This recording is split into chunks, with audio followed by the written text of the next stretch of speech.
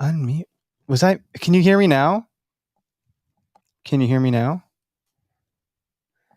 Did I seriously have the mute button pressed on the live stream? Where's your... Hello? It's a leg, so it's going to take a second for them to respond with a yes or a no. Got it. I had to say something. All right, we're going to start the whole thing over. You jinxed it. Dude, I've never pressed the mute button on this thing in my entire life. You freaking jinxed me. Oh, see, he says got it. Yeah, no, now, okay, let's There you go. Ready? Here, I'm going to mute us. Doug, thank. This is the Okayest Hunter podcast. Never pass on shooter bucks, because that's just meat in the freezer. It's your tag, you hunt how you want. This is Okayest Hunter.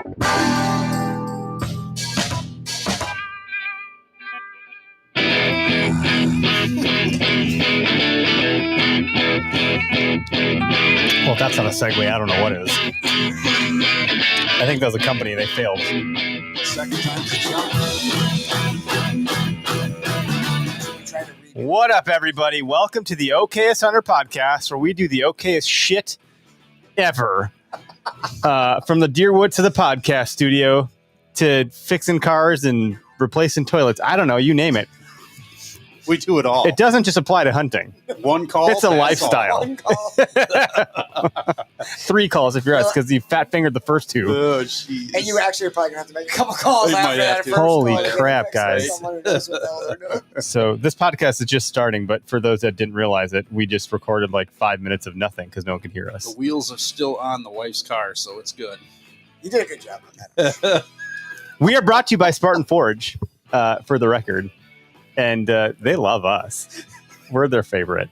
They said they love when stuff like this happens. It just shows, Yeah. like, Yeah, it just you shows. guys are working so hard to make it believable. Yeah, you know, there's like some new social app called Be Real, and like at certain times of the day, it prompts you to go take a photo, and you have 2 minutes to do it, and then when you do it, it flashes back at you, so you're in the photo, and whatever it is you're taking a photo of, and then that's it. That's the thing. There you go. So, like, I think we embody the very Be Real realness of the world, I guess. Absolutely. All right, so shout out to some of our partners: Vector Custom Shop, Latitude Outdoors. Who am I missing? Go Wild. There you go. And so our friends at Drop Time Spirits. I'm eagerly awaiting a new case of bourbon to show up at my doorstep because we're running low. Yeah, you got the shakes real bad. Thanks, Greg. We drank a bit of drop time this past weekend up at the cabin. The one that Greg brought. Hey, there you That go. one Yeah, might we be, gifted away quite a bit. Be pretty empty. No. Whoa. What else? What else has been going on? Go Wild's great. So they're selling our hats now. I don't know if I said that on last week's episode because I don't know that it was live yet. But by the way, Doug, tell me how our audio is. Is it coming in too hot? Maybe it's not. We're never too hot. Well, yeah. So whatever. You can get our hats on the Go Wild site now. And I don't know. So we get a number of podcast listeners, but we never really tout our own website. But we put out blogs every week. We run a weekly email blast with hunter stories from Okayest Hunters, or moments, whatever you want to call them. Some are pretty like laugh out loud funny. There's some good ones. Spit your coffee out, kind of funny. And then our own website, okayesthunter.com, we have shirts and hats and sweatshirts and can koozies and stickers, and we got some fun stuff coming at you in 2023. That's on the docket. Mm-hmm. I would talk about it. I don't like when people say, "Oh, we got this thing," but I'm not going to tell you about it. Look, they're gun sleeves. I'll tell you about it. There's no need to be a secret. Woo! But they're Unleash the beast. they're I'm not even drunk. Like He put it out there. I'm not that drunk. They're buffalo plaid, Nice. but they're are we gonna get some pre-order gun we're getting sleeves? samples coming for all of us That'd to try. be great for gun season this year. Yeah, it'll have the Okayest Hunter logo on it. It's like an elastic kind of breathable / moisture wicking material. Cool. Wear it? You can probably wear it as a scarf. Sounds delightful. Yeah, sounds a headband, scarf, put your gun in it. So the question was like, oh, well, what if I have my like scope on this thing on an over-under? It still fits. It's impressive. That's Yeah. kind of neat. And then we were wearing Weathered Oaks, so we're talking to him about some of his grunt tubes. I got a grunt tube over there with Mhm. our logo on it, so that's going to come to fruition too, probably. That's pretty awesome. Again, there's no need to keep secrets around here. No, Matt's doing a phenomenal Yeah. job with that, and heck of a nice guy. And if you want to support a local guy from Wisconsin, Great guy to do it. Well, our backdrop music stopped and got really. Do you ever start mouth breathing a little bit heavier? Yeah, Yeah. I don't know. Perfect. I can hear you guys well. The audio's like low for some reason. Last couple episodes, I don't know why, but I think I fixed it. This is really high We've tech. heard that before. Well, I won't know until after the fact. Oh, there's Weather Dokes right now. Hey, Matt. I got to get you a text over to Tyler so you guys can talk about stuff. I don't know. I was supposed to do that. And I didn't do that. I'm sorry. I forgot. So Matt, those grunt tubes that have the OKS logo, are those guaranteed to call in? Do you want to? OKS Can you box? reach that Are without they- the cord? are they Like OKS? At least the spilling a 4 beer. I think they're guaranteed. He said something about 4 pointers and up to 7. Yeah, when the ones that say Up to OKS 7. Hunter, up to 7. that sound pretty good. Is there any other techniques I need to be doing here, guys? Like, should I be fanning my hand up? Yeah, you want to be moving. Yeah, you should. You gotta. Oh man, You I catch it. You got a little more practice, you'll get it. you got those little bird lips. What? You put the whole thing in your mouth? Is that what you do? What are you doing? Just that? Yeah, Oh, use those- you really? You shouldn't do that. Yeah. Okay. I mean, Well, you can if you want It's pretty to. slobbery. Just watch, make sure your trail That's camera. why my is nice and cigars get all close. like he drinks a little slobbery. whiskey and he gets a little antsy in his pantsy. All right, I'll stop. It's probably really annoying if you're in the car listening to this. Yeah. Just put the grunt tube down, Eric. And literally half of our viewers just tuned out. Guaranteed to be okay. Hey, the phone lines are hot, so we'll take calls here and there. I'm not going to bring you in like right away, but I just want to make that note. And Good, because I do have a question for anyone listening. I did real quick. OHP for all the people we mentioned: Spartan Forge, Vector, Latitude, but not Drop Time because it's booze. So sorry, we can't help you out there. But everyone else, OHP is going to get you a discount. So it ranges from like 20% to 25% down to 10%, and that's what I think that's it. I think I got and Go Wild too. You can even like redeem it on Go Wild because that's like a store. You can buy stuff from there, It's like a store or something. like our hats. Apparently, our hats been selling really well over there. That's great. I don't know why they've not promoted it. I've not really done anything about it either until now. Talking about it, 1 billion hats. like 1 15, billion That's hats. pretty good. or no, I think we gave them like 15. I mean, it's relative.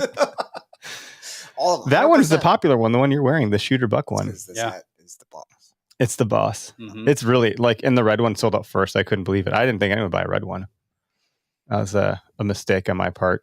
I thought it was pretty cool that Tyler's daughter was wearing this one. Yeah, The OKS Hunter shoot. My Yeah. daughter just got one of these because she's obsessed with it. So That's cool. it's like a family thing. my daughter doesn't want to wear my hats. What the F? Your daughters are better than mine. I hope she never listens to this podcast. Logan, we love you. Yeah. Anyway, hey, thanks for tuning in, folks. We're talking about deer season hunting stuff. I am not in the game at all. Greg is like bringing up the rear too, and Derek, you're a whole lap ahead of us, at least on the quarter-mile track. Your text today said it all. We were like having a little hunting chat. And it was like, no scouting, no trail cams, nothing. Nothing. Yeah. I'm actually waiting to hear back from that conservancy to see if I get drawn. When do you hear? Well, I like any day. I think one year they didn't do it until like the week my daughter was born, so it was like the 11th or 12th. It was like right around then. I was like, oh, we got it. That's the issue. If you've never been exposed to any of those properties, you don't find out until just ahead of time. And then you have no, but to that point, you can scout those anytime, ever. You like, 'Cause those they're are, open for to the recreation. public, right? So you can always just go there whenever the hell you want. But if you don't know which property you're going to get, you're not going to waste your time on all of them. Go So, scout it all out. yeah. And you don't get dropped. so anyway, there's Yeah. that. There's always next year. That'll have an impact on my season this year in terms of like where I go. If I don't get drawn, I'll probably hang out with Greg a bunch, and I think we're going to go on the 17th. I have no idea where. So again, I'm super prepared. Well, I mean, I had an idea for us because I'm going to drag you out there for opening weekend because opening weekend's one of my favorite weekends to hunt. You got to go. You got to endure, and you should go. I mean, it's just not. It's not enjoyable, but it's my favorite weekend to hunt because it's a great. It's like weekend to Malort. hunt. It's not good, but that's what is good about it. But that's not good either. No. There's nothing good about it. It doesn't even get you drunk. Yeah, I mean, even talking about Malort was bad. Yeah. I mean, I still have a little bit of a gag and a stomach ache from just thinking about it. Was that their first time ever trying it? Was It here? was awful. I've never tried it before that. I know this that. was I it. never even heard of it. At least I didn't prank you and tell you it was going to be good or something. There's no way I would have believed you. Mm-mm. So who wants to go first? I mean, we know where I'm at, so that's pointless. So why are you so unprepared? Yeah. I mean, there's like a We're gonna- number of We're reasons. going to point the camera at you. We- So why are 3 you kids, so 3 unprepared? birthdays. Like, September's So you have birthday some month. excuses. There's 3 birthdays this month. We celebrated one.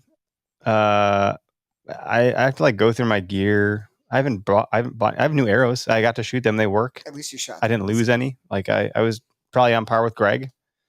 You know, most times he's a little better than me. And sometimes I'd outshoot him. Like every Ooh. once out of 26 targets, I'd do a better one. No, I'm as ready as I usually always am. But you And, don't normally go out opening weekend, do you? Nah, man, I think I had in the past, and I think I actually ruined it hunting for a couple people by doing that. Like we went out to a swamp, and I brought 2 buddies, and they're like, Just "This isn't going well." We all left and went and got Denny's for breakfast. happy ending. Happy? Kind of. Yeah, kind of. Yeah. Depends on the crowd. And then to make Yeah. matters worse, my buddy like threw his bonus car and he like ripped his seat with his broadhead. He's like, this whole thing is fucked." He looked just drenched in sweat. At least it's 95 degrees. You'd have thought he fell in the river. And he's like, "No, this is sweat. And I have so many bug bites, I can't feel my face." Oof. I mean, that does sound like your typical opening weekend. Yeah, Yeah. that's pretty standard. You And carry when it out you of put the it like tree. that, I can see why it doesn't sound that appealing. I was like, "No, you got to come once in the fall." And he did. And he enjoyed that. But he's like, "Yeah, whatever." I said, "I apologize. I'm sorry that's not." I was like, "That's not what bow hunting is. I'm really sorry I did that to you. I didn't. You should experience one Mean- good swarm of mosquitoes with a bow in your hand. I just made at bow least hunting sound one so every cool." year. And then that's what he experienced was early season. You talked it up, and then you brought. He's not happy. Oh, sorry, Mike. One day, many years from now, he might venture back Yeah. out to the So am I not prepared? I don't know, man. I'm just not. I'm not. I don't even know where I'm gonna. I don't even know if we said to go hunting. I wouldn't even know which property I would even try to go to. So I have no idea what like pressure is going to be like on some of these properties. I have no clue. I have like some of my go-to spots that I hit up, but I don't. I want to use the canoe probably if I can. I like doing that at least once a season. I usually get the canoe out. What last year when you took the canoe out, that wasn't opening weekend, but it was pretty early, wasn't it? I don't remember. You hit the doe. Oh yeah, that was early. Shot the doe. That was early. That was really early. Yeah, but I didn't take the canoe out. I walked with my the waders. next day, you brought The next canoe day, I in? brought the canoe to bring the deer back, thinking I'd float it out. I ended up carrying my dad the whole way in. At least you floated something out. Yeah. Yeah. What about you, Greg? Were you going to say something? No. We're focused on you right now. No one wants to hear me talk. There's nothing else But special. I feel like there's lots of people who are probably in the same boat as you, though. It's probably pretty common. Yeah, if you're not sure what the F you're, but so I've been putting posts out on like the Shooter Buck Club, and if you could tell someone something about opening, the beginning of the season, what would you tell them? And they're like, "Don't do it." Like, There was a Like- lot of overwhelming negativity. Yeah. and then a lot of people Love it. think that this is the time where you could really kill them, but I believe that's if you can pattern them. But then the caveat is like they're hard to pattern right now because things are about to change. So I don't know what to believe, man. I think a lot of folks can get it done early season. We've seen it on the internet. The Andy Mays of the world, some of those guys, and honestly, really the whole Spartan Forge pro staff. Like, we'll probably some like Well, they're Lee already- Ellis already had. Yeah. I think Andy May got a mule deer. Who else did Drew with? Johnny Stewart was posting stories from the stand. Yep. So Johnny was. And then, our sponsor, Latitude, Alex Chop, he got Got a a good one. nice velvet That's buck, right. 160. Yep. That's a Was that big deer. Tennessee or Kentucky? No, that was North Dakota. North Dakota or North Dakota. Nebraska, one of the two.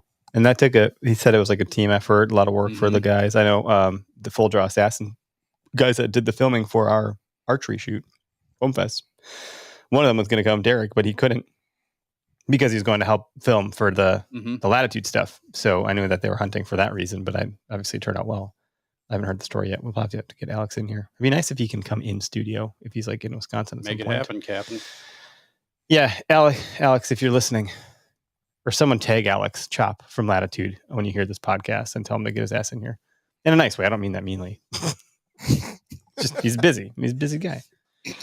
Same thing with Bill. Bill's supposed to be passing through from I think North Dakota or something. Well, it'll probably be a little while.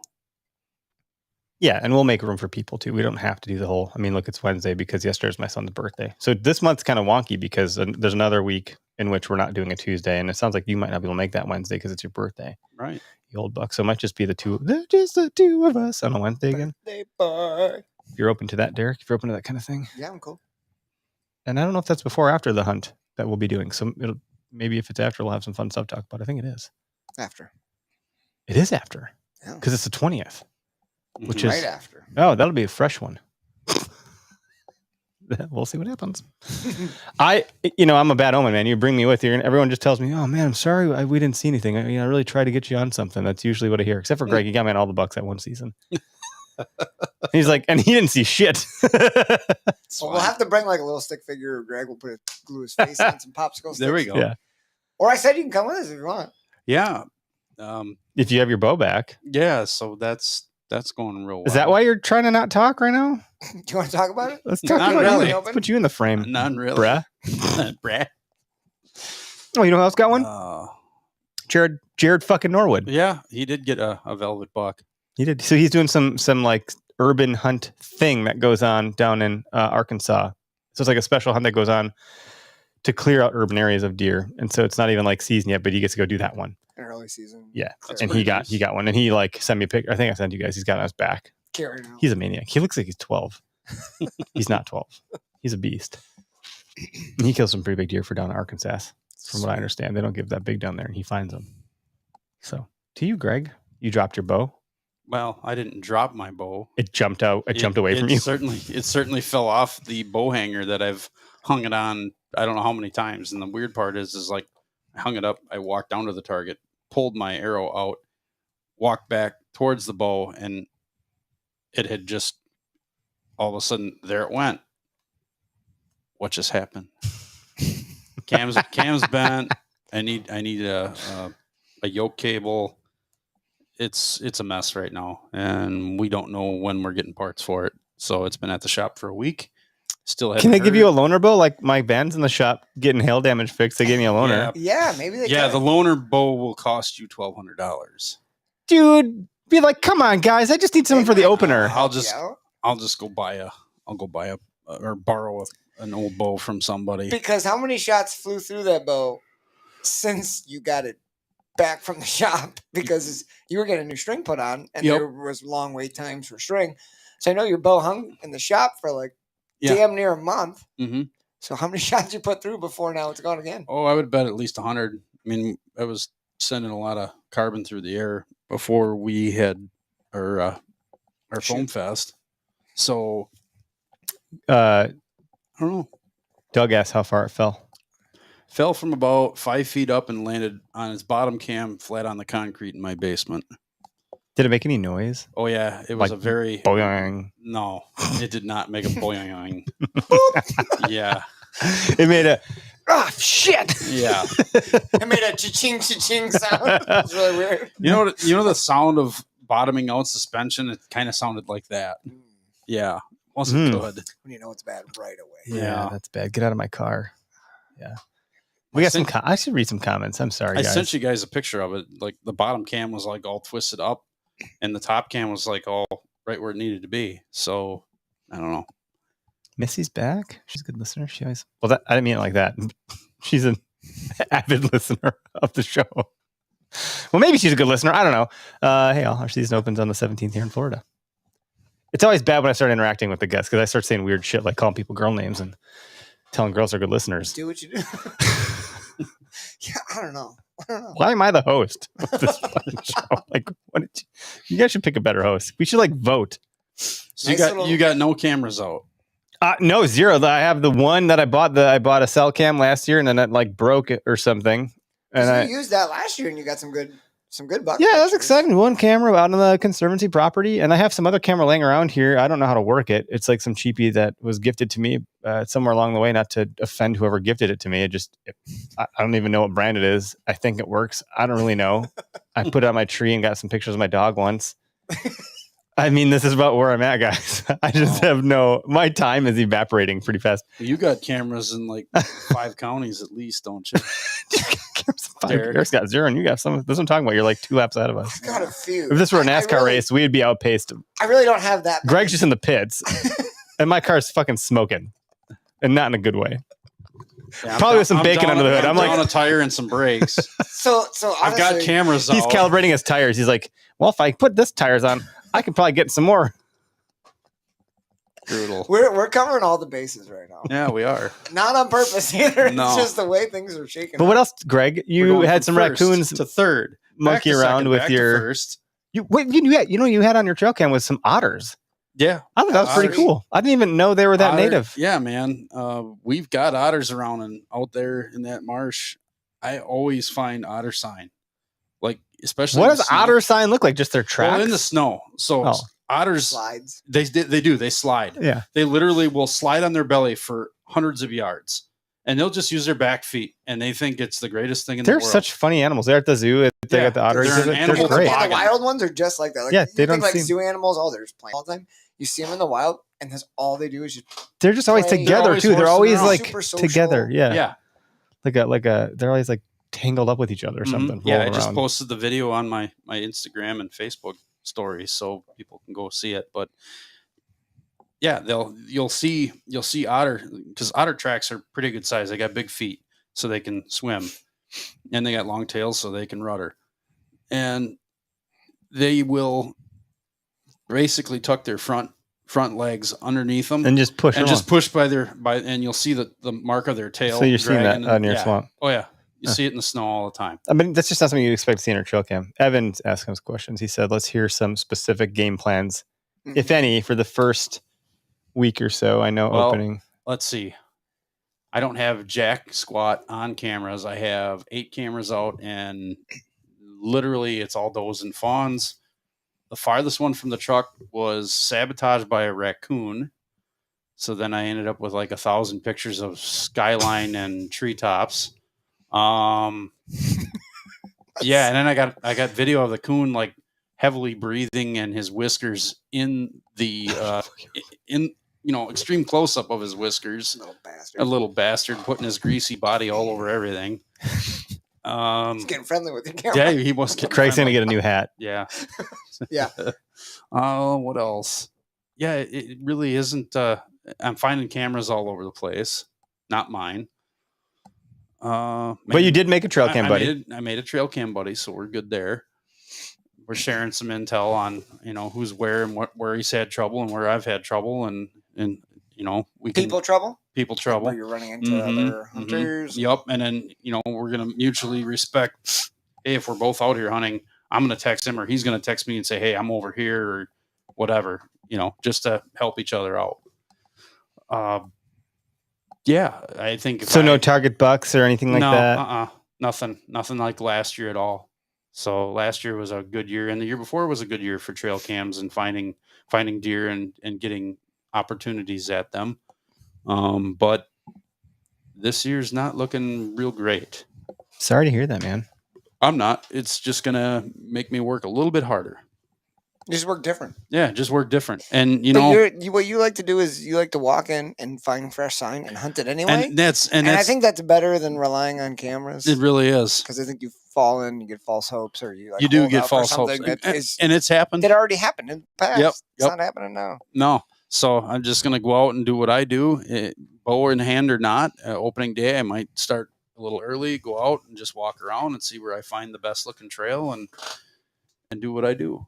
And if I can find some rubs from deer, bucks working the velvet off, I think you'll find some. yeah, you never know. It's thick. The stinging nettle is everywhere. We've got ragweed that's 10 feet tall. It's pretty tough navigating all that stuff. So we'll see. We'll see what happens. I have a lot of faith in October. Put it to you that way. I'm kind of sitting where Evan mentioned that he's got so many scenarios running through his head. Gets a little confusing and overwhelming, and season hasn't even started. I was talking with a buddy the other day, and it was kind of funny because I said, I've got a whole bunch of cameras up north in the cabin. Mhm. There's a new, I shouldn't say new, there's a piece of public that I have not hunted before that's close to the area we have hunted, Sure. rumored to be a big buck. So I scouted this spring, and I stuck 5 cameras in one area, just hoping to see if this big buck is there because I know I have history with it. Mhm. And the rest of my cameras kind of just took a shit, and I don't have that many, and I Mm. literally have cameras in 2 spots down here. Yeah. And I just clustered. I got 3 in one spot. They're all really close. And I had 2 in the spot that I was at today. And I wasn't even planning on checking them before season, to be honest. And it was I have no bucks on camera going into season. And I just felt totally okay with it. It was the Yeah. same boat as you. Just, yeah, I'll whatever. just, figure it out and find the They're just sign. pictures because honestly, they're not dead. You just got a picture of them. You know they're alive, and that's We've about talked to a few people on the show that have guessed that don't run them. Yeah. Or don't they or they do, but they're like, I always like not, because then it's like a fun, delightful surprise. Yeah.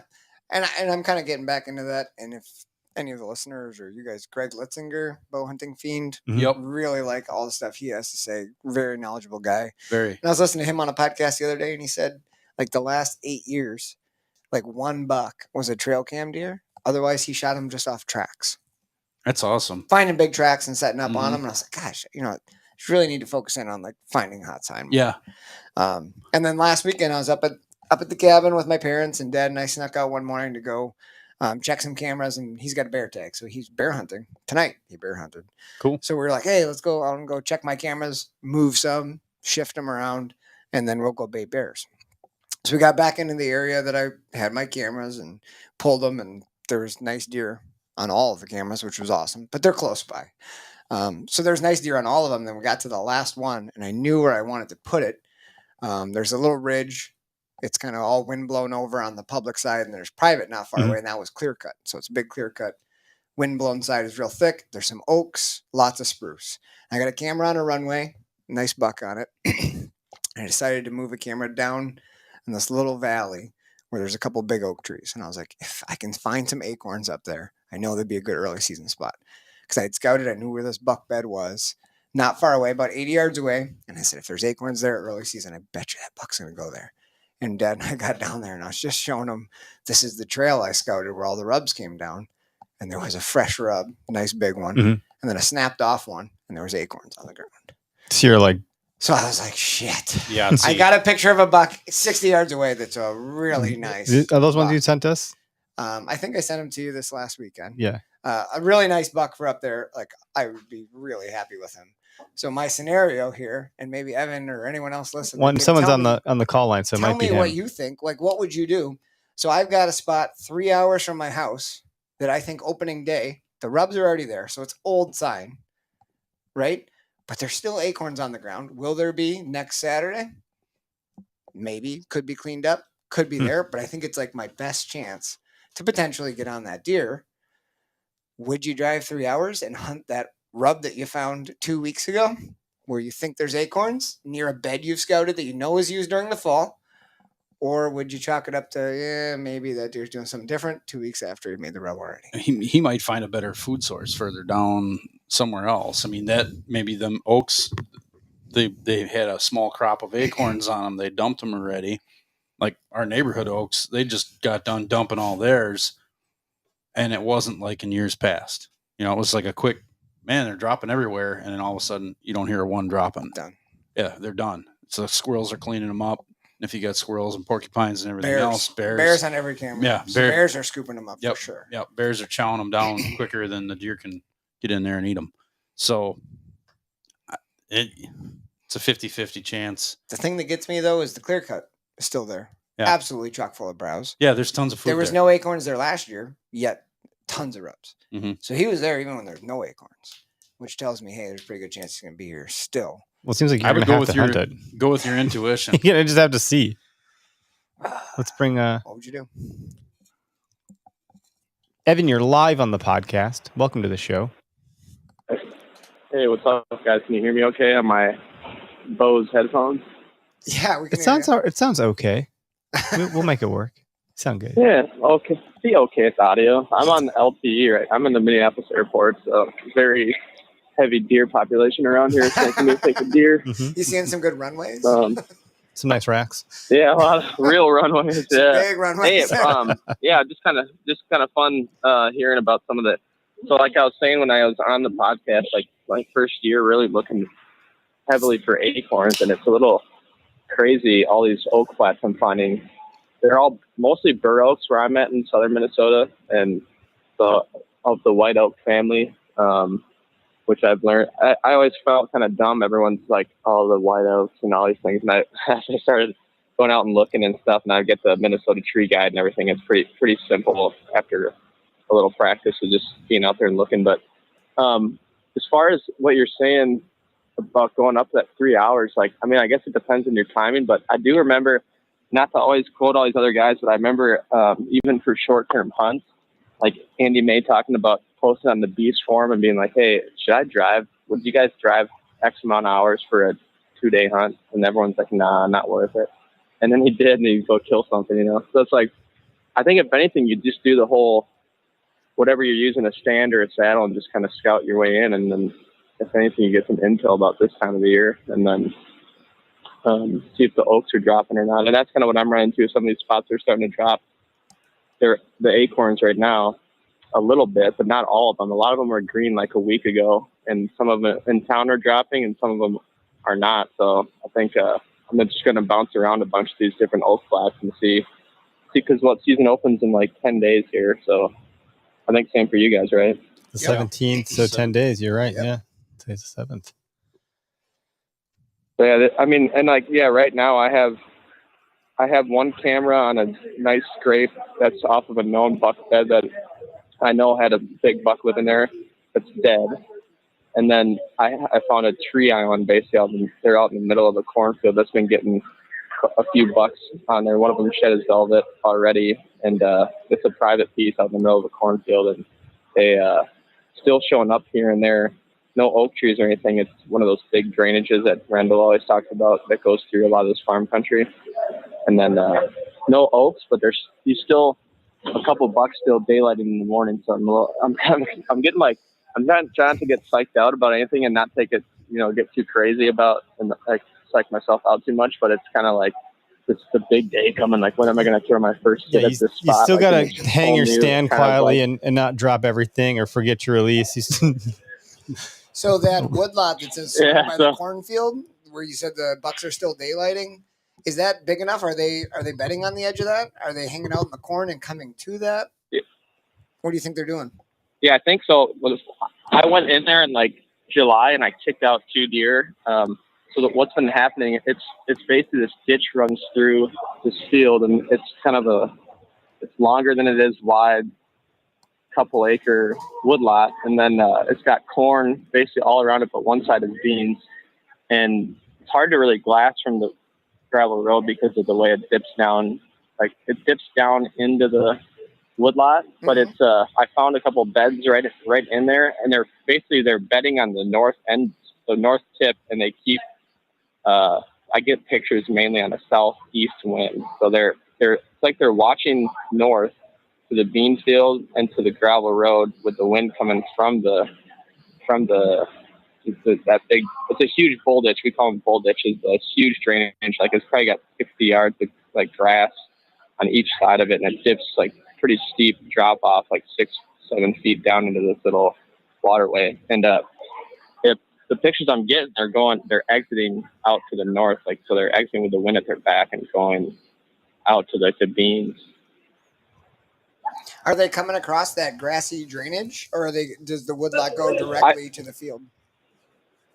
Yeah, it touches the drainage, and then it's got basically corn on one end, on the west side of it, and then there's beans on the east side. And I can't even quite get in there to like it S-turns so much that you can't really get in and get a good long range vantage on the drainage to see if they're. And I never put a camera in there. Now I don't really want to go back in there because I went in there once, like early July. So I'm just like, whatever. I got the one camera on the kind of close to where between the beds I found and the little one trail I found that went out to the field. It's just it's going to be interesting. There's some morning they're showing up in the morning sometimes, and we've kind of talked a little bit about either getting there like crazy early in the morning because it's such a small spot and it's maybe not as unpredictable to returning to the bed and kind of milling around in there.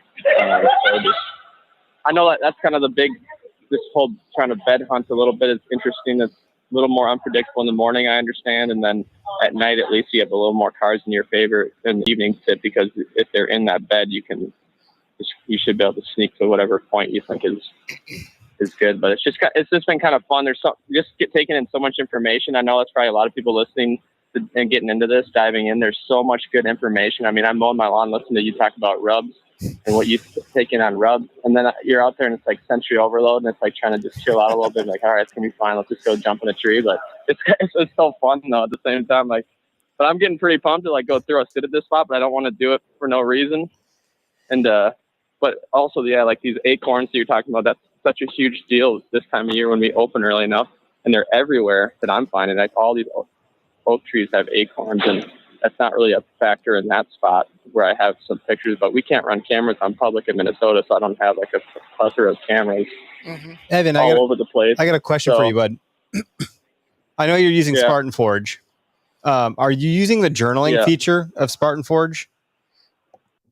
I do, yeah. So are you cataloging like, 2022, acorns dropped from this spot, but maybe they're not dropping next year? Like, are you capturing intel like that for yourself so you can build upon this? Yeah, so I've been kind of like on these oak flats I've been finding. I won't drop a pin on every oak tree necessarily if there's a bunch of them, but I kind of take an assessment as I'm walking through these flats. Which ones hold acorns? I'll drop a pin with the actual. I make them green. I love color coding, and I'll make it green with the actual acorn. And then if I find trees like this postseason scouting I did, if I found oak trees, I would just mark it with the oak.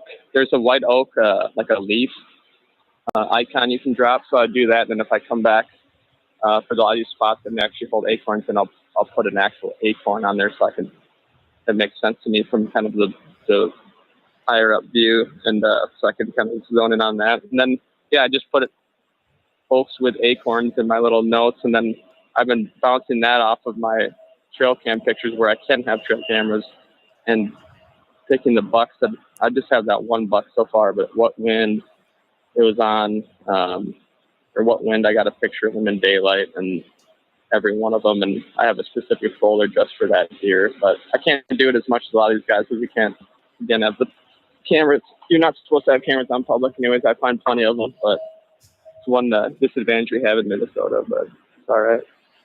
Well, it sounds like you're on the right track, man. And I think the wheels turning and going into overload, like you said, like, I don't know, that's pretty normal. I think that's normal. It just means you're thinking about it and you're putting effort in and you know what to do next. It's just experience, right? You just come up with a plan, you throw it at it, and it either works or doesn't work, and you learn. And I mean, you played the game before, you know how it's going to go. Like, you just make your best guess. Yep.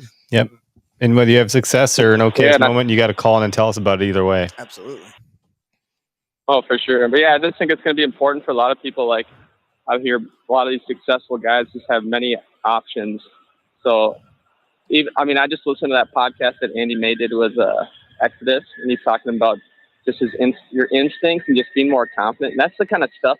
It's crazy how that's just so intangible, and you just need to just listen to yourself. And it's like going to a spot you didn't know. Are you for sure? If there's a deer in there, and then boom, something's going on. Do I hear a plane taking off right now?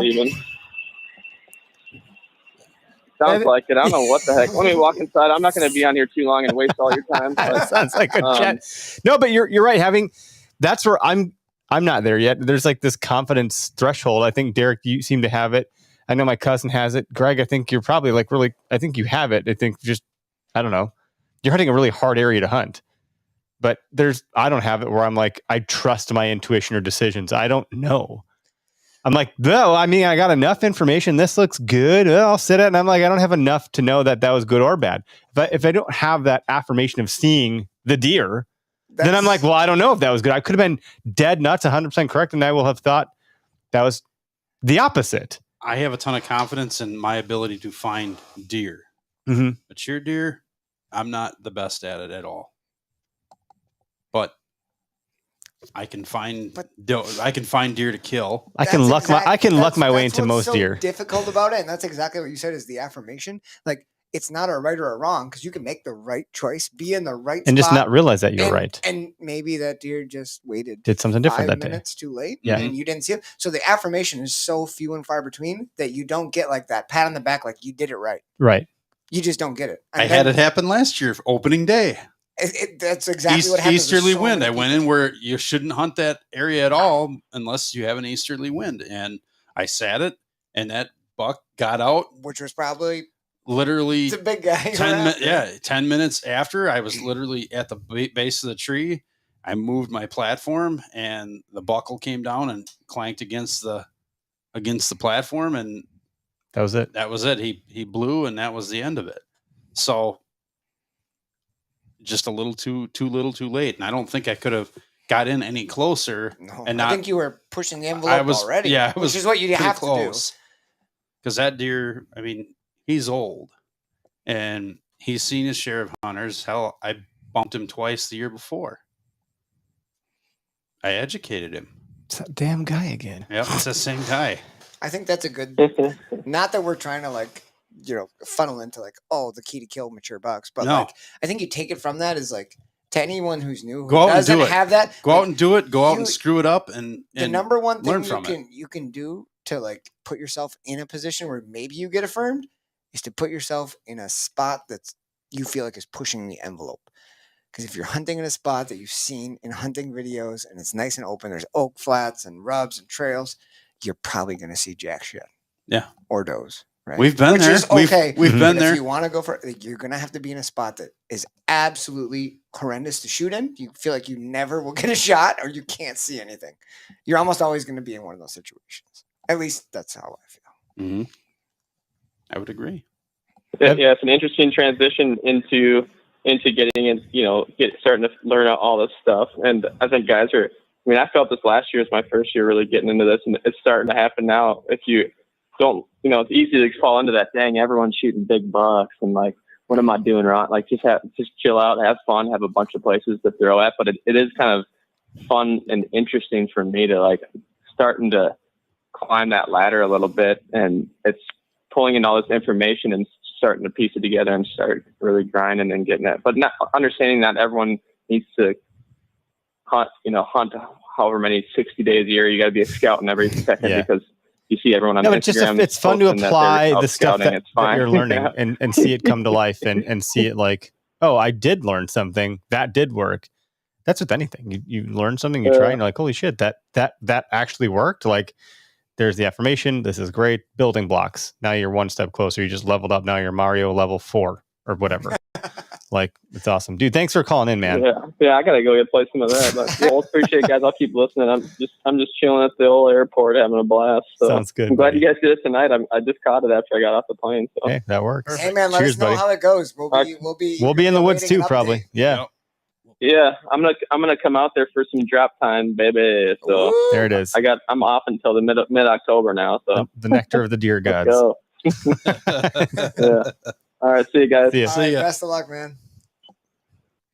So one thing that's interesting is, gosh, I think probably up until 3-4 years ago, it was just going to the woods, walk along. I would hunt for a spot that looked good. Like for me, had nothing to do with deer. It would be like, oh, there's rubs or there's sign. They're around.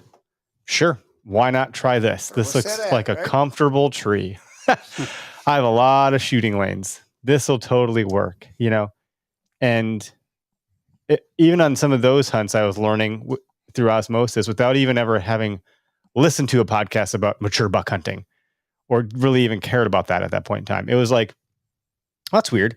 All these deer, I was tucked back into the woods, all these deer moving at this field edge along this riverbank, like there was like a grassy wetland river area. I don't know. It's like cattails or like canary grass, I think, right? Yep. And then I was deeper into the woods facing out that way, and all the deer are moving right on that line, just a little bit into the woods. I was like, huh. And that happened like 3 times before I decided to do something about it. I was like, I should probably go closer to that. So I was just learning naturally and like making some decisions. And that was just trying to kill does or whatever. It wasn't even like I didn't even care if it was a buck. I was like, it's a deer. I'm going to shoot it. I was excited. That's the most meaningful way to learn, though, is through what your own experiences are. Yeah. 'Cause you can listen to podcasts all day, but everyone's like, the situation is different. Your terrain is different. How they set up, how they got in, Mhm. how quiet they were. It's all different. Yep. So when you do it and you learn it and you set it up and put your own idea into practice, it's absolutely the best way to learn. That's why the guys who are super successful at it are the ones who've done it for a long time. Yeah. And not to say that there aren't guys. And who when just you started, make a but- mistake, when you're like that dialed into it, you realize, oh, I messed this thing up. And that's when you start to like silence your gear because you're like, I'm never going to do that again. Mm-hmm. Like to Greg's point or mine. I don't hunt out of that stand I hunt out of anymore. No, It's in the garage. Maybe I that should thing was sell like it. a tuning fork. But to that point, like going from just waiting for a deer to walk on by out of pure happenstance and like that's probably more rut style hunting anyways, which is maybe why I was doing it that way. Like any old buck could walk by any old spot. I think your typical OKS hunter, like what you would envision as like a weekend warrior guy, I think most of them, their whole season, they rut hunt, right? Like, yeah. They just set up in the spots that have a lot of sign. Yep. or the spot that you saw that deer at one time. They're hunting travel. Yeah. When the deer really only travel crazy like that for a 2-week span.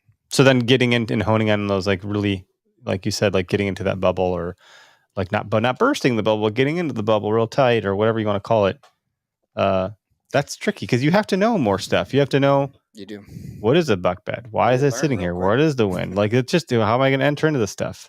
And then you throw in public land, you got to compete with other hunters and what the hell they're doing. And how many times you go into a spot in public land, like this is it. And then you look up and there's a guy waving at you real nice. Like, but who knows? Maybe that guy doesn't know anything. Maybe he's just in that spot because he thought that was a really comfortable spot. I walked past a guy sleeping one year. So, I mean, that was a real thing. He never saw me. I was like, oh God, there's a hunter. And I was like, he is sleeping. And then now I just kept going. I was like, whatever. I'm not going to hunt there. It's starting to get real out there though. Yeah. Rubs. Today I walked out there. I saw a little cluster of trees. I was like, I gotta go look over there just to see. So Velvet should be coming off then, right? Velvet. Yeah, I got a lot of bucks on hardhorn on that camera pull today. Friend of mine sent me a picture of so one fast. Like one horn was almost completely shredded off, and the other one had stuff dangling off of it, bleeding. So it's a rowdy picture, man. Seen that, huh? Nice scrub today. Yeah, the tree was rubbed, all rubbed up, branches were rubbed, scrape underneath. This is the first active scrape, but it was kind of funny because we were just talking about listening to podcasts and not the best way to learn. But Steve Shirk, Pennsylvania, Big Woods guy, he made a post the other day about all summer, no buck had pawed the dirt or peed in a scrape on his cameras. Runs like 100 and some cameras. And as soon as Velvet started coming off, last 4 or 5 days, he said now almost every scrape he's got cameras on is getting pawed dirt and piss. And today I walked out. So do you think early scrapes hold more value or equal value to scrapes? Like at what point would there be a new scrape in later? It depends on your purpose. Like, do you think they'll get value really big? To the hunter? It's an inventory both place. To the deer and the hunter. I'm just wondering. The deer aren't really doing anything. They're not pawing dirt. Like I've had that same vine hanging over that field edge in that one spot. I've never had a one paw dirt there until Velvet is off, and they'll do it for a little bit, and then they won't touch it. They might come over. They'll rub their forehead glands and their orbital glands and everything else. They'll rub their face all over it, but they're not pawing in it and they're not peeing in it. October hits, then they're really working it over. And in some cases they're tearing that branch down. I want to get into the science of this. We need to have like the MSU Deer Lab on or something because I want to learn more about like when you say they're really working it, like they're putting the orbital gland, the forehead gland, whatever. Yep. Into the vine or whatever you have dangling there, the stick. Yep, it's communication. And then they're pawing and peeing. What are the, like, oh, I see your paw, I raise you a piss. Oh, I see your piss, I raise you a paw and a piss. Well, like, I mean, I just wonder what's happening here, like They but I'm just, they'll work it up and then they go over it and they rub their hocks together and they piss all over themselves. And that leaves their scent on the ground. They have their scent on the branch, communication scent. The pawing, I mean, deer, I just was listening. They have between their toes, I guess, they have glands there too. And just like, I think you and I listened to some of the similar stuff. Didn't some dog trackers say that that's what their dogs are actually smelling for? Yeah, not blood. To identify that deer. Mm-hmm. Yeah. And also ground disturbance. So, I mean, you go anywhere in the woods, kick open the dirt, kick open the leaves, and a deer that walks by while you're hunting is going to smell that and come check it out because it's a disturbance. So it draws attention and it's assertion for dominance.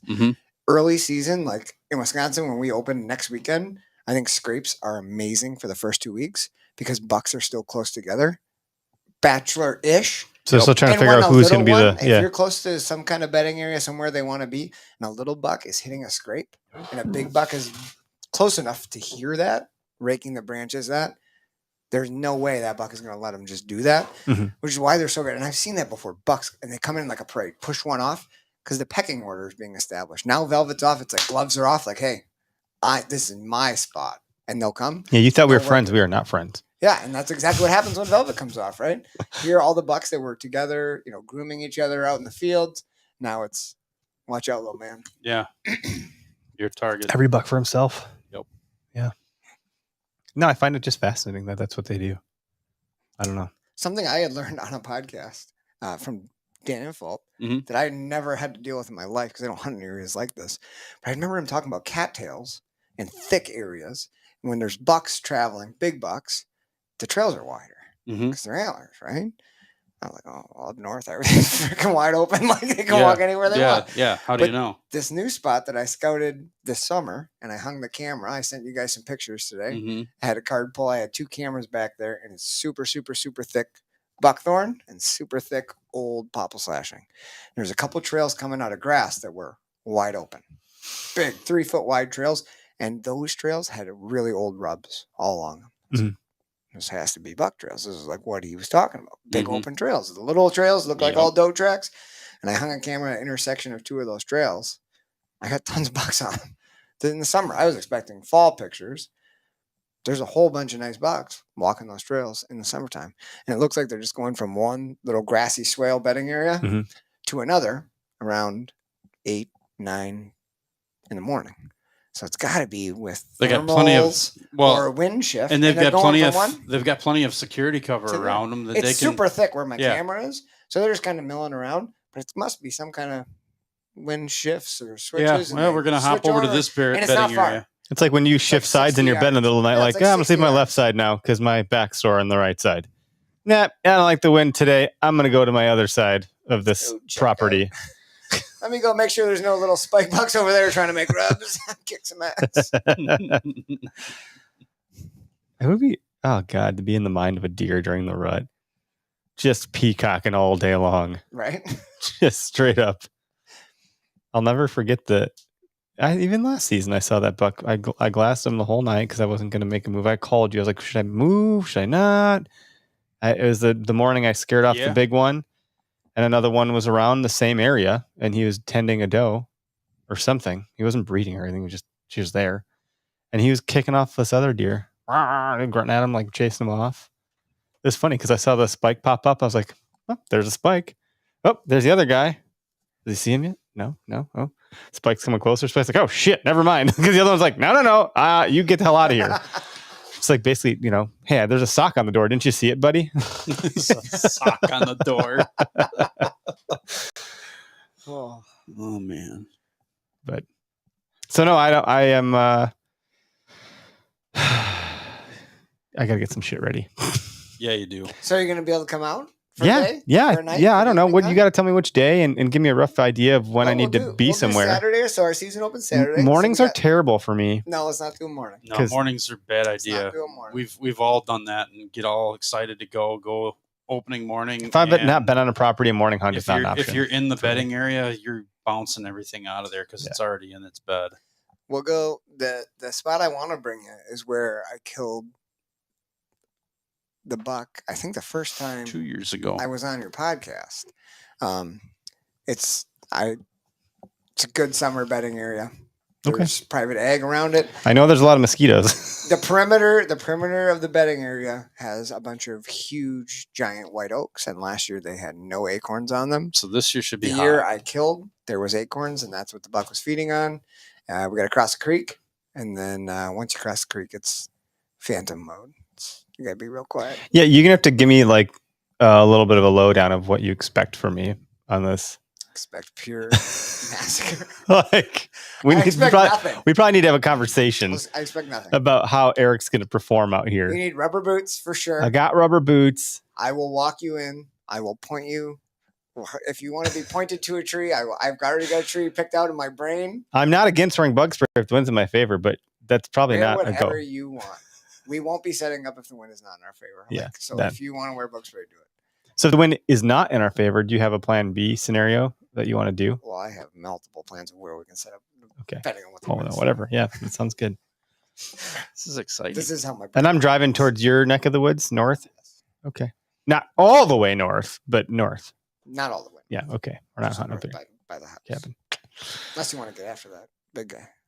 Dude, I'm not ready for a big guy like that. Let's just be honest. That one's pretty tight. I'm not like, It's like that's the other thing. Maybe people should be more like in tune with their skill set. What the hell would you do if you saw a freaking giant 12-pointer or something like that? Shoot for the moon, man. shoot it. No, but Shoot for the moon. Yeah, but you know, it's like if you're not ready for the big bad guy at the end of the level, you got to kill What a some of better the way little to get an the little. education. Screw it up. Yes, but that's probably what would happen. So But so what? But you learn something from it. there's people who are really good But, at like- reflecting on stuff and saying like, "This is what I could have done differently. Mhm. This is what Shit happened." my pants And and then shoot there's it. people who just go, "Well, that fucker just knew I was there." Yeah, Like, there's they don't learn a anything. reason. Yeah, there's an excuse. And that's for it. okay. Like either way is fine. Yeah. But like, if I'm not preaching. I'm there's talking about people who myself. really want like Evan, like his mind is like He's he there. is He's- thinking yeah. about this all the time. Mhm. And that's people who tend to Part of it. really, it's people who are driven to do it. People who are really wildly stupid over there. I got there last season. I was like, I'm in it. This is happening. I've found my way. Now what do I need? Like which tree? Which wind? How close can I get? What I was there, but I'm not. It's like muscle memory or something. If you stop working out for a while, you're gonna be sore for the first week, and you get back into it. And it's gonna suck. You can't just go back to lifting 225 pounds on the bench press if that's where you ended up a year ago. Sorry to say, my friend, you're gonna be at 150, and it's probably still gonna hurt. Like, You'd be real sore for that. so no, am I if one comes by, I'll hopefully make it happen. I've built up enough skill over time that I think I'll be okay. But no, I'm not ready to go into your Northwoods and like kill the monster you're talking about. You don't want to go to that spot anymore. The beavers dammed up this creek that I have to cross, and the whole woods is like a cedar swamp. Mhm. We walk across it through the bottom, and the whole thing was knee high. My Knee-high dad water. and I are like, "Are we going to be able to get there?" Because we're like 100 yards from the creek, and we're like swimming already. So we had to loop all the way around and Wow. walk on a down cedar that was underwater, which was slippery as Oh all yeah. hell. And then if you got current going through there, And you my get poor swept right dad, off. I'm like, should I be dragging him back? He's like, I'm fine. Keep going. Yeah, you're never gonna Hold lose on, your let me kid. I'm like, Get I'm the not gonna say kayak. nothing. I'll just fish him out if he falls. No, he Yeah. was good. So, yeah, I don't even know if I can get there by the time this rolls around. Because if that dam is there and water's coming in, they get any rain. Yeah, I don't even know if I'm gonna be able to get. You got to get that don't boat we know. heard about from that from Uncharted Supply Company. Yeah, that little raft. That one blow you up. just carry along with you. But it'll probably be like really loud. I imagine you'll just blow up a freaking raft. Unless you're nowhere near the point where you need to be at. Who cares? It's close enough. I'd be worried. Yeah, well then don't do that. Yeah, or just put some clothes in like a wet bag dry and bag. swim Float or dry across. bag. Yeah, every bag can be a wet bag. I meant to say dry bag, and just swim your ass across it. That's what it takes, Derek. That's what you do. I'm always game for that. Like I'm contemplating driving 3 hours one way to do one hunt and then come back. Yeah, but that could be the hunt, and then you're Yeah, that's you're worth it. bucked That's out worth for it. your bow tag, and you're He's on there to now. Illinois. Like you gotta make your move. You know how stupid I am. Like I would love to kill a deer up there. Oh, 'cause yeah. it means more to me. it would mean more to me too, honestly, because that's tough conditions. It's not like down here. The drag. You guys ever quarter up deer? I never have. It's hard it's to hang not a that quarter deer. uncommon. It's hard to hang a quarter deer on the meat pole and have a beer looking at it. It's true. Oh, there's the back half. There's the Drag, front even half. dragging this guy out was horrendous, and that wasn't even that bad. There's some funny memes floating around about the you think you're in shape until you drag a deer out. Oh yeah, yeah. It's not cool. And I've fallen off the running train like 3 weeks ago, so I'm like headed towards Deer Camp Bod Central here. You I must be gotta- busy checking trail cameras. Yeah, you were out today, weren't you? I'm just messing with you, man. Yeah. Sorry, I'm sorry, I didn't get the being a joke. big jerk. Yeah, it's okay. See, I never even lands on me because I don't even hear it half the time. People probably say mean stuff to me. I'm like, what was that? Like, I didn't hear you. And then they just are like, it's not even worth it. You're too stupid to insult. That's kind of could be a compliment. Yeah, backhanded compliments all day. Backhanded compliments. That was the name of the band I was in high school. Shit my pants and shoot. was that a comment at your what do you do if you see a giant Yeah, 12 point? yeah. Yeah, Shit, shit to your shoot pants it. and shoot it. Mhm. Yeah. Yeah, and scent Fair control's out the window at that point anyway. So No, I'm excited for the season to come here. I'm like, I don't know. It's one of those things where I'll be really happy when it happens. We got a caller. We'll take one more. It's getting late. We started late. Said I have a normal night. Hey, you're live on the podcast. How you doing? Hey guys, good. How you guys doing tonight? Doing good. Is this Good. do we have another call? This is Calder. I talked to you. Yeah. Yeah. Okay. Sorry. I was looking at my Can you hear screen. me okay? Yep. No, Yep. I missed someone else before. So, how you doing, buddy? Technology. Am I Good. right? Good. Yeah. No, you're good. Hey, I talked to you guys a few weeks ago. Just about hunting here near the Adirondacks and stuff like that. I just kind of had a question for you guys about bucks being in bachelor groups and whatnot. I've got one camera out. I'm seeing a lot of does with the little babies. I'm not too keen on shooting a mama with a baby. Had a few bucks stroll through, but they've kind of dried up now. And so I'm just kind of curious if you guys have any, if you guys specifically look for bachelor groups early season, or if you're pretty much stuck on the land that, if it's private land that's, I'm hunting a lot of, like I said, a lot of egg country and stuff like that. So I also have the huge Adirondacks near me, but I'm trying to kind of narrow down, if I should be looking in certain areas for bachelor groups early on, or if they're starting to break off, or kind of what your guys' thoughts are on, what the bucks might be doing. Our bow opens up September 27th, so that's when I'll be hitting the woods. Yeah, I mean, you'll see some of the younger bucks together hanging out. You're not more than likely going to see a mature buck hanging out with younger bucks. It's just they've already they're starting to establish a pecking order. And as we were saying, once they start shedding velvet, the gloves come off. So big bucks or mature bucks are establishing their territory, and they're kind of shooing the little guys away. I think what you're seeing on the trail camera, if that's what you're talking about, is seeing the bucks kind of dry up. You're probably seeing those bachelor groups, those bucks clusters together right now. And when you checked your camera in the last few weeks, probably come onto a new food source right now. Yep. Beans might be shifting, or they might be going for that corn when it's a little milky now. They might be going for that. Maybe some acorns are dropping. So all the bucks that are together early season, like right now, they might have just shifted their pattern a little bit, checking out a new food source. By the time September 27th rolls around, I would say most of those bucks are probably do their own thing. And you'll probably have a couple of loners show back up on camera, depending where your camera is. But I think by that time, that those groups will be broken up, and you'll see them shift to where they're going to spend some time into October. It's interesting to think about the food sources. I know we talked about like destination food sources versus having browse everywhere because they're green. But Right. if I'm a buck and there's a new snack that I can go open and try something new after a whole freaking summer eating the same green shit, whether or not it's there, it's all caloric intake, and they want to be nature is very efficient and so forth. But you're talking about corn getting milky, and it's like, wow, you know what? I'm going to go munch on that now because it's there and it tastes nice. Like if my wife goes grocery shopping, F whatever's in the refrigerator now, I'm going to go open that new box of cereal. Like I want some Lucky Charms, damn it. Maybe I have no idea what I'm saying here, but it seems like, I don't know. It seems like deer kind of go in like 3 to 5 day little cycles where they're like Yeah. feed on something heavy, 3 days, 4 days, 5 Yeah, days, and then like- all of a sudden they'll be like, eat something different. Like white acorns, like right now, my neighborhood, red acorns are dropping like crazy. I haven't seen hardly any white acorns at all. And last year we had a bumper crop of white acorns falling all over the place. This year there's some, but not as many as the reds. And we know that the deer don't like the reds as much because they are very bitter. Mm-hmm. So maybe they'll sit on the ground a little longer, and whatever the squirrels don't get, the deer will, the turkeys will, as they kind of brown up. Very possible. But that might be a hot food source for, like Okay, you said, yeah. 2 to 5 days. Maybe they clean them up or whatever. And something these are the happens. types of things that I'm always like, when you see a deer in this area, on this wind, on this day, and so forth, there's other variables that could have been at play. Like maybe the neighbor's dog got let out early that day because they were home early from work because they got fired.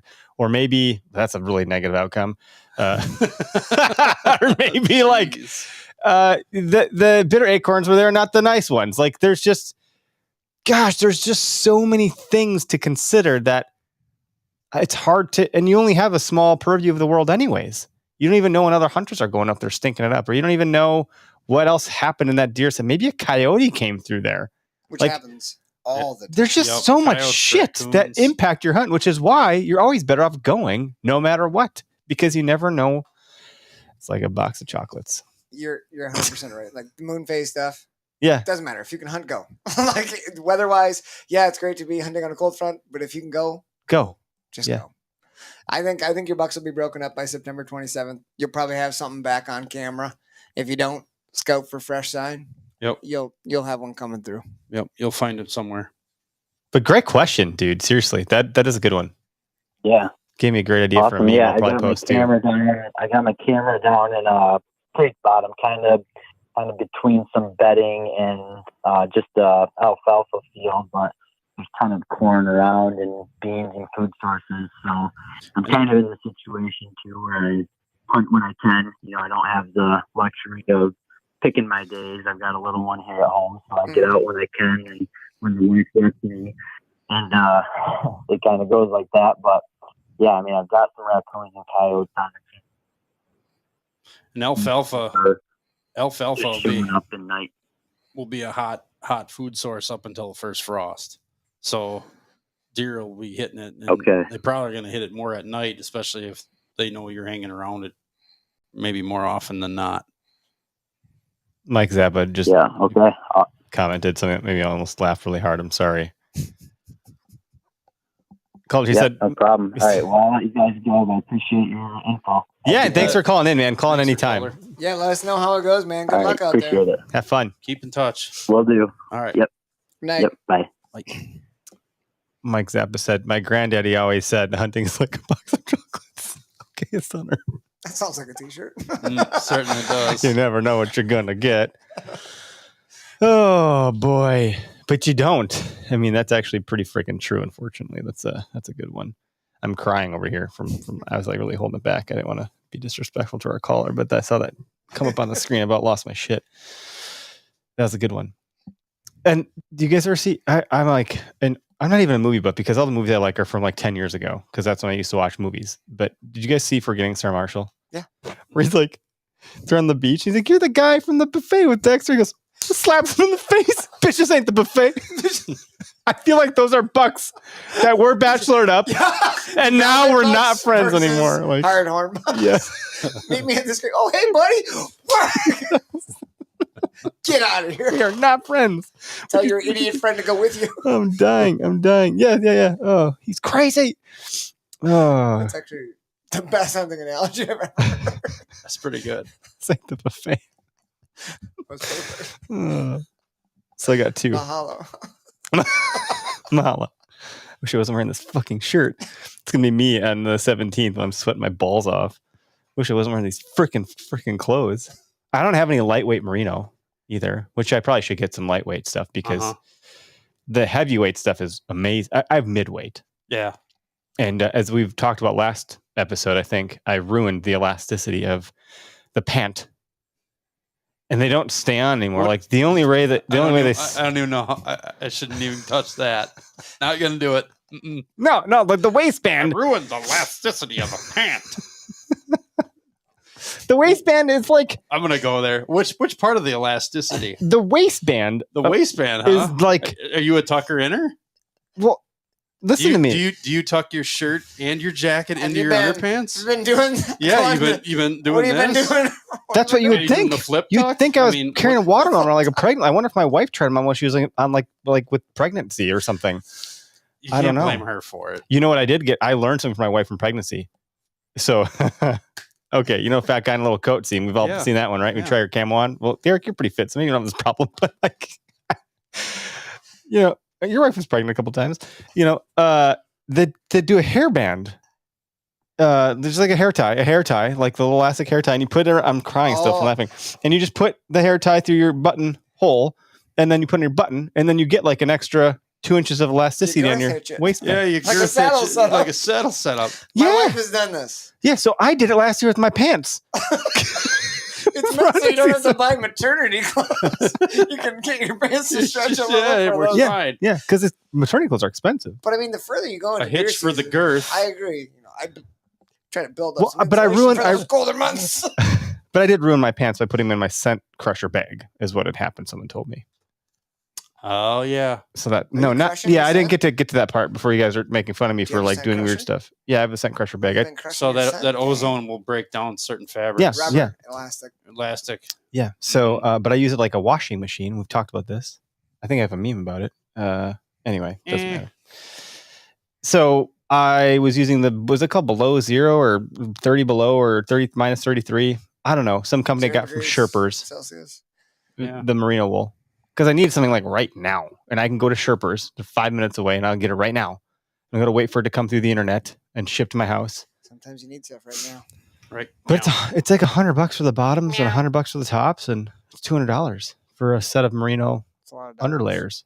underlayers. What bullshit? What do you wear? First Light over here. It's not that expensive. It is not cheap. I'm not knocking them, but it's like it's not cheap. Early season, I'm not wearing long johns. I'm telling you that. What right are you now. wearing? Because it wicks away. I thought that would be a good thing. Yeah. It breathes, keeps you cool. Find a good set of boxers. Not cotton. You can go merino. You can go. Where the hell do you get bamboo. merino wool boxers from? First Light, huh? It's almost like they should partner with us. Could really use some more first. I could use some more First Light stuff right now. Don't worry, I won't be asking to borrow a pair of boxers anytime soon, but No. where else do you get some right now? I wonder if Sherpers would have some. Duluth Trading Company. Do they have that? They have stuff. They have a retail store around here. Yeah. Did it really? In Waukesha. In Waukesha by Home Depot and Menards. Literally, like I think is that where it is, right? It's right by Depot. It's in right the in same front of parking Depot. lot of Home Depot, across the street from Menards. It's like that's a lot of man stuff happening in that block that's a of, great location. and there's a Yeah. car dealership there too. If you want to go buy a truck and just really get your man card stamped. They actually have the man card stations right next to the Home Depot. Duluth has merino? Hell 3 yeah! punches, you get a Yep. free 5-pound bag of beef jerky. Yep. Yeah. Duluth does have merino. Merino. That's probably socks. expensive too. The Duluth is not cheap.